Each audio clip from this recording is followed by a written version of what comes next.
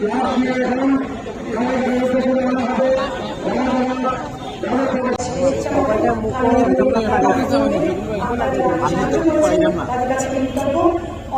বাধা এবং অনেক নথি পেরিয়ে আমরা এসেছি।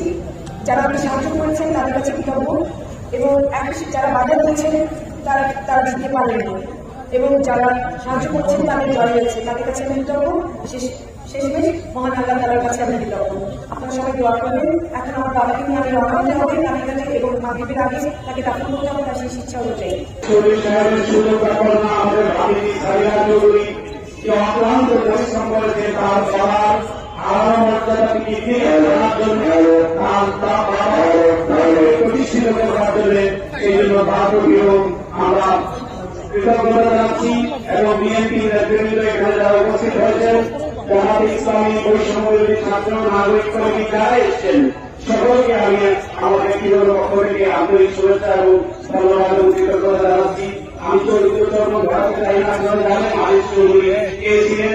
তিনি একজন মেধাবী ছাত্র ছিলেন, তিনি লার্জেন কলেজের স্টুডেন্ট ছিলেন, তিনি দুটি বিষয়ে ঢাকা ইউনিভার্সিটিতে মাস্টার্স করেছেন, তিনি ন্যাশনাল টি কোম্পানি চেয়ারম্যান ছিলেন, খালেদা জিয়ার 91 সালে যখন প্রধানমন্ত্রী ছিলেন তখনও বিশেষ সহকারী ছিলেন। পরবর্তীতে উনি প্রতিমন্ত্রী রাজনৈতিক সচিবের দায়িত্ব পালন করেছেন। আমার সৌভাগ্য হয়েছে আমি তার সঙ্গে কাজ করতে পেরেছি এবং তিনি একজন আমার রেফারেন্স ছিলেন। আমার বলতে দ্বিধা নাই, মাননীয় প্রধানমন্ত্রী এবং খালেদা জিয়া আমাকে পছন্দ করতেন, এখনো বলেন, আমি বিশ্বাস করি।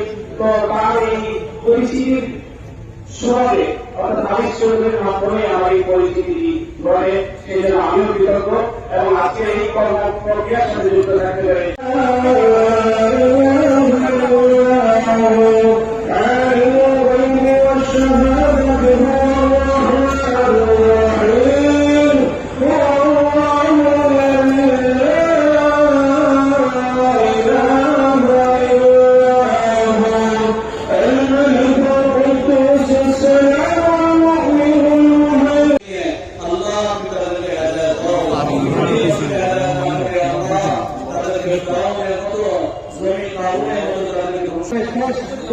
রাষ্ট্রীয় মর্যাদা দাপন হবে সেটাকে আপনারা অংশগ্রহণ করবেন। সবাইকে ধন্যবাদ।